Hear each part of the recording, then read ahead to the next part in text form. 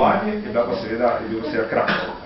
Krakov ni zastojn potoval, in z Krakova potem nova življenjska izvoljenka in z Krakova na nek način, pa je tudi cilj. Profa, ko je preskakoval te meje, ko smo recimo šli z Marcelom, smo se peljali z čovnom, smo veslali po Ljubljanci, on je iz teh minimalnih poti do največje zgodbe. Smo se peljali dol nekam proti Črna vas in še naprej.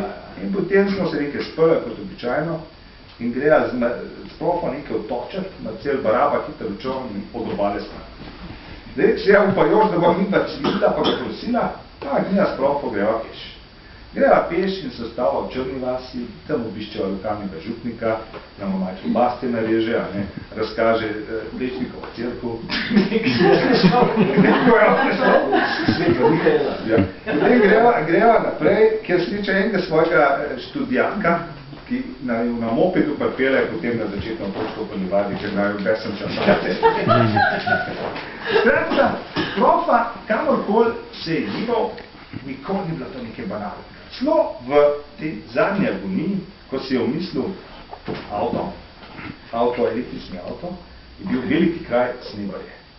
Profa se je odpeljal, vsakič je bilo spektakularno, ker videl ni dober, šel je čez cesto, kjerkoli je bilo, ampak prometne nesreče ni bilo. In se pripelje v Snebarjah, je bilo pa neugodno, je bil en klanček, in po tem klančku mu bremza ne dela najboljš in se pele in profa pa leti na koncu in pade v lužo. Zdaj, bil je mojster nečesa, samo je ljudina. Profa, vse, kar se je zgodilo, je obrnil na štos. Skratka, leži profa v luži.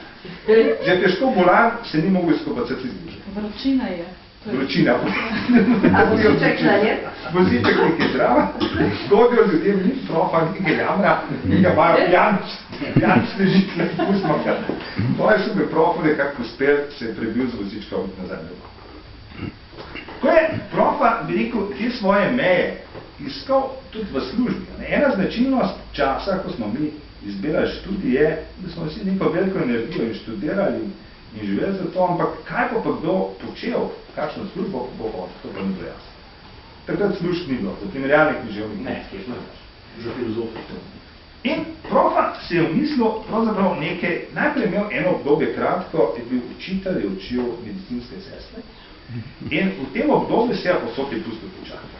Bil je šarmanten, ne bom pozabil konca leta, ko je povzročil prav notranjo revolucijo na šoli. Namreč dekleta, punce so se